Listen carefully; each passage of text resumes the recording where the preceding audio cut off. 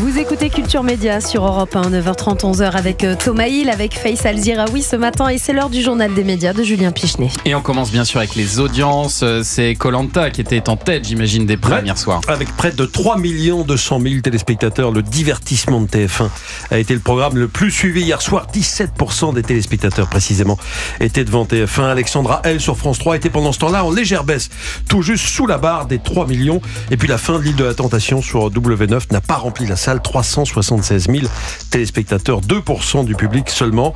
J'ajoute qu'en deuxième partie de soirée, Une famille en or a plutôt bien fonctionné. 677 000 téléspectateurs, c'est plutôt pas mal vu l'heure tardive, puisqu'il était 23h30 quand a commencé Une famille en or hier soir sur TF1.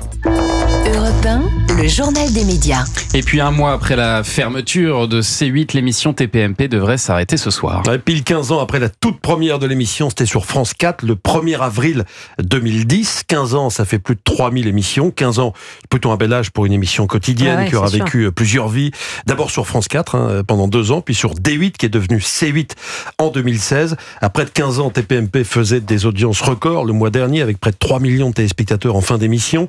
En mars, l'émission était diffusée sur certaines plateformes et continue à faire de belles audiences. Mais Cyril Hanouna a annoncé, c'était vendredi, la fin de cette émission pour ce soir. Officiellement, pour prendre le temps de préparer la suite, on rappelle que Cyril Hanouna devrait intégrer le groupe M6 à la rentrée. L'animateur alors a promis une grande fête pour ce soir. Il n'y a aucune info qui circule. D'ailleurs, Thomas, Anissa, s'agit-il d'une fin définitive ou d'une fin qui n'est pas vraiment une fin ?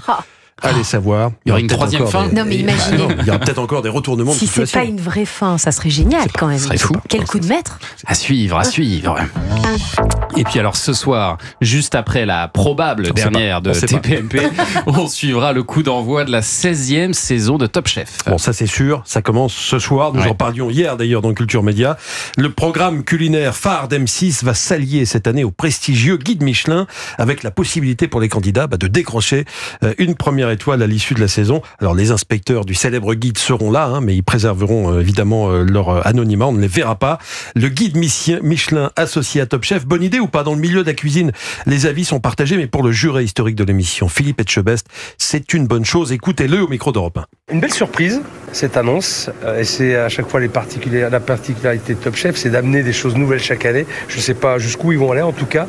L'annonce du guide Michelin, en tout cas l'attribution peut-être d'une étoile à la fin du concours, était quand même assez incroyable. Philippe Etchebest au micro européen de Mathilde Vaux. Ce sera à suivre ce soir sur M6 à partir de 21h10.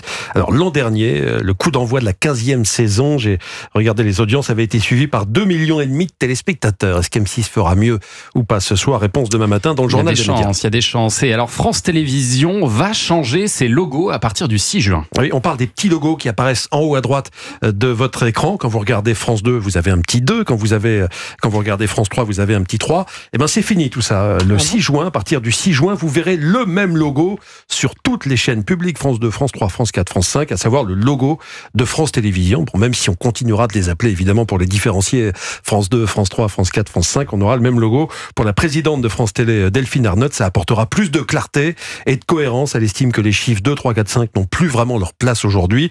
Aujourd'hui, nous ne sommes plus dictés par la télécommande, dit-elle. Bon, le 6 juin, ce sera le grand chambardement à la télévision avec ce changement de numérotation des chaînes qui est attendu, et certaines chaînes donc qui vont changer de logo.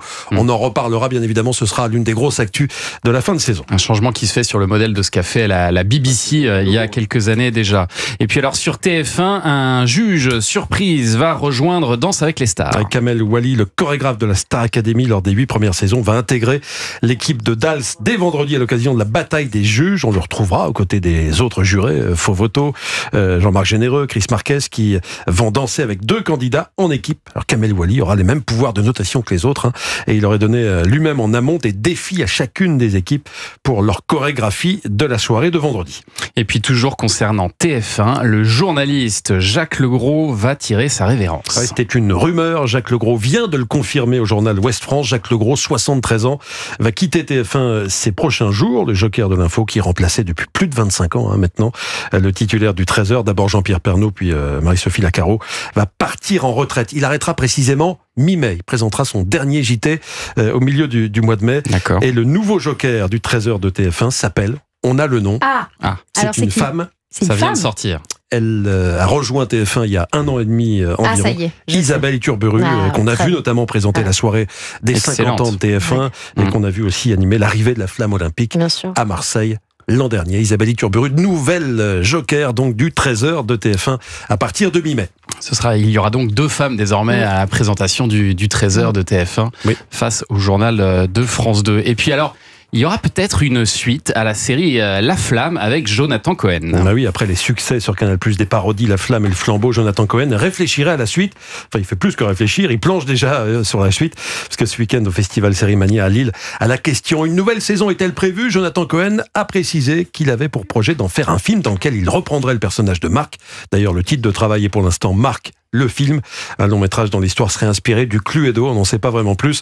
Et on retrouvera dans ce film quelques membres de la bande de la Flamme, à savoir Adèle Exarchopoulos, Camille Chamou ou encore Laila Bekti, ça promet. Merci beaucoup Julien pour ce journal des médias dont toutes les infos sont à retrouver dans la newsletter média, inscription gratuite sur europe1.fr.